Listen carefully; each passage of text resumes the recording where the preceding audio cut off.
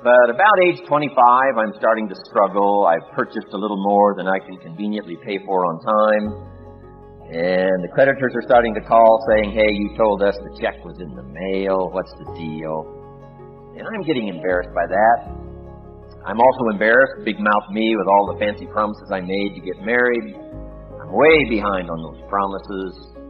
And I'm getting discouraged, wondering what to do. And I thought, well, maybe I should go back to school. Right? 1 year of college, pretty short on an application. But, tough to go back to school, right? Especially when you got your family going. Time to stay is when you're there. So I discounted that. I thought, well, if I, had my own business, that would be the way to go.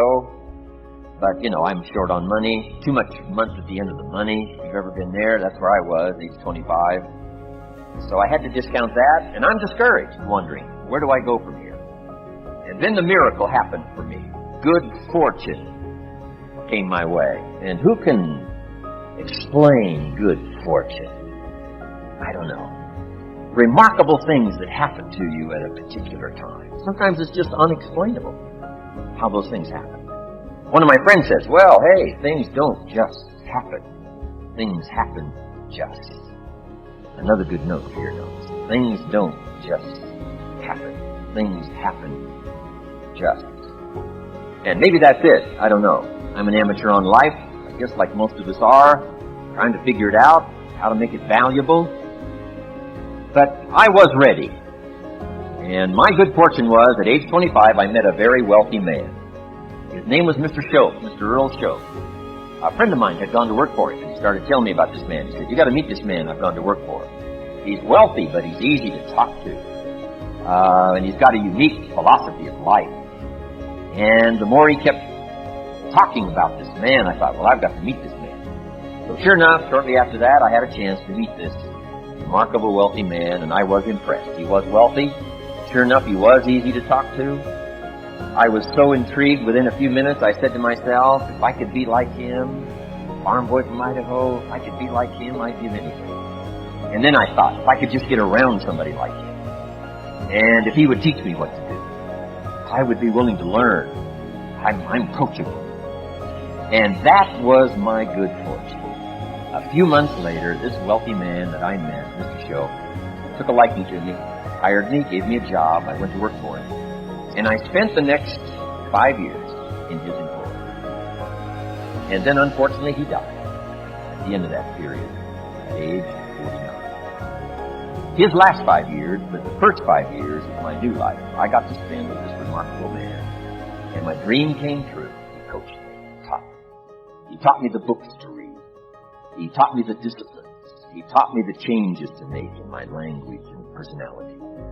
And the things he shared with me during that 5 years literally changed my life, turned my life around, changed my income, changed my bank account, changed my future, changed everything. I've never been the same since that unique experience. You made the choice to dig deep within. And thus the only W you will ever get will be the W that stands for win. Because winners like you pick themselves up when they stumble and slip. Winners like you understand that it's impossible to never trip. Winners like you are strong enough to say no when their friends want them to take a sip. Winners like you trust the process, so steps they never ever try and skip. And that chip on your shoulder, it remains to remind you of all the doubters, naysayers, and haters that said you would never walk across that stage and receive that paper. But more fuel for your fire just makes success so much greater. Because you're overcoming the sour taste of now to get to the sweet taste of later. You adjust to all the different personalities of your teachers and professors and enjoy those that are super cool, but stay mentally prepared for those that are stressors. Blessings seem to find you because the universe conspires to make sure everything falls into place because you've got so much heart, passion, and desire. Your fire keeps burning, but at times it starts to fizzle. But you remember you owe it to your future self, and that gas turns that fizzle into a sizzle. Be comfortable on who you are. Be comfortable if y'all poor. If you come from a family right now that's broke, you use that to your advantage. I use that to my advantage that I was a high school dropout, that I was homeless, that I ate out trash can. I love dealing with a dude who think because he come from money, he's better than me. Let's go. Every single person that you look up to, your favorite person in the entire world, is a failure. Has been at one point or another a failure. Dissatisfaction it's an innate part of our psychology. There's no amount of money or success or love that you're ever going to achieve where you're like, cool, I'm done. I got it. The moment you realize the next step isn't going to kill you, and that next step is the first step to evolving, changing, growing, and learning, and becoming literally the best version of yourself, that's the most beautiful thing. You've got to have a reason why, and most people who succeed ultimately have a strong reason why. I look at the page in darkness as a supercharger. I have a reason why. The supercharger on top of that engine is my rage darkness.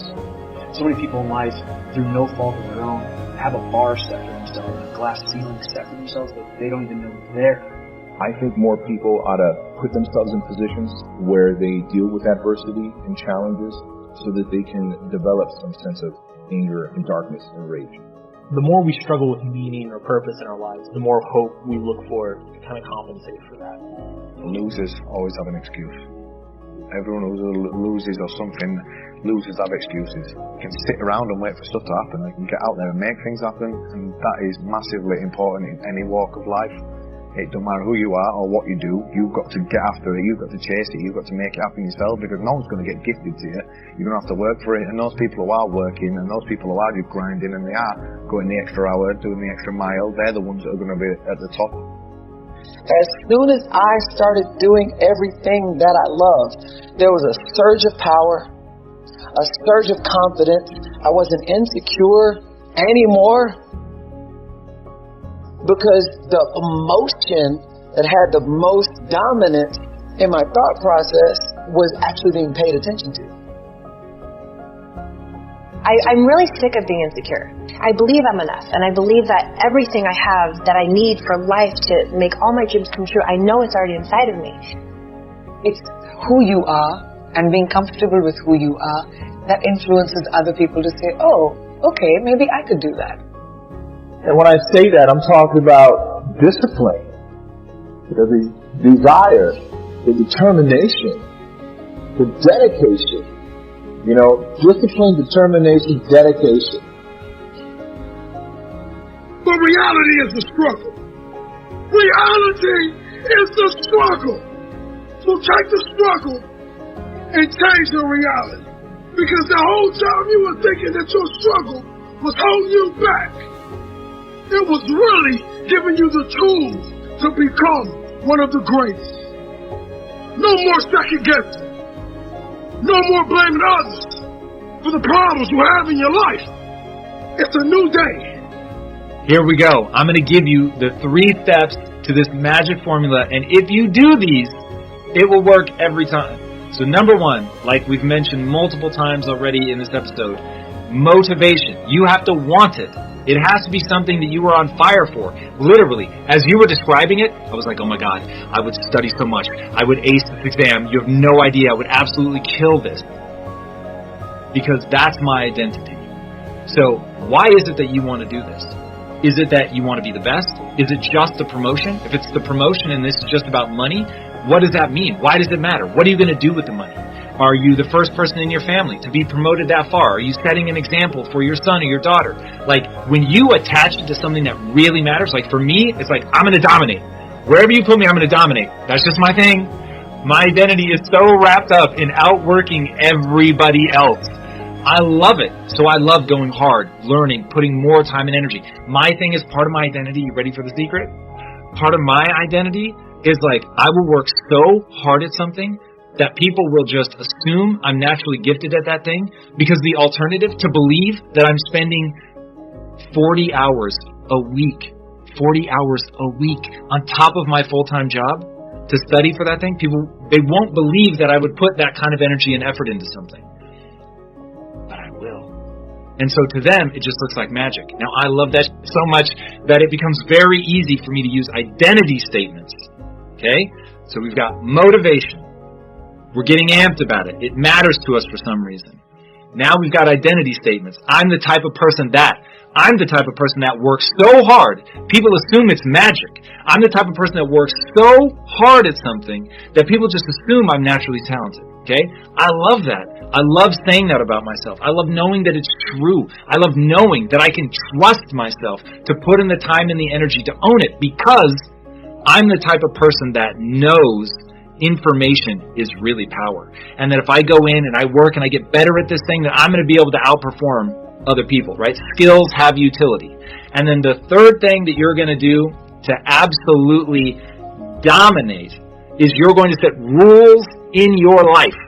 I don't care if you've got motivation. I don't care if I have motivation. I get out of bed in 10 minutes or less every day, no matter what, no excuses. But Tom, your leg has snapped off at the knee. I don't care. I'm getting out of bed in 10 minutes or less. But Tom, you only got 45 minutes to sleep. I don't care. I'm getting out of bed in 10 minutes or less. I have a hard and fast rule. It's what I call a bright line. There are bright lines in my life. There is no excuse to lay in bed. There is no rationalization. Nothing matters. It does not matter. Has it been 10 minutes since you woke up? Then you got to get your ass out of bed. It's that simple. And every day, if I miss, and when I miss by seconds.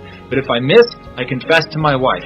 If I miss, I'll even confess on camera and let people know, hey, I didn't get out of bed in 10 minutes or less. Now keep in mind, it was probably 10 minutes and 1 second, but even then, if the clock has ticked over to the 11th minute, I got to wrap myself out, because I don't tolerate that in myself. I have that hard and fast rule. It is a bright line, and I act in accordance. Now, the reason that I had to use bright lines is I used to, in my mid-20s, I used to lay in bed for 4 and 5 hours a day, every day, if I could get away with it. So, hard and fast rules. And then just as a bonus thing, I will say this. Don't set an alarm. Go to bed earlier. Go to bed however early you need to go to bed in order to wake up so that you have a couple of hours. Then your mind really will be fresh. Then you don't need to hit the snooze alarm. I built a $1 billion business without setting an alarm. Impact Theory has grown by 400% in the last 2 years alone. I've done all that without setting an alarm. You do not need to set alarms. I'm telling you, you just need to go to bed earlier. And this is where a lot of people mess up, is they're living in this chronic state of fatigue, wondering why they can't see things through. So, I forget the coach that said it, but this is so powerful. They said, the quote is, fatigue makes cowards of us all. Don't allow yourself to be tired. It is a unique ring of hell to walk through life tired. So, get the sleep you need, set the rules, make sure you've got the motivation, know why you're doing what you're doing, and then rinse and repeat. Just get after it.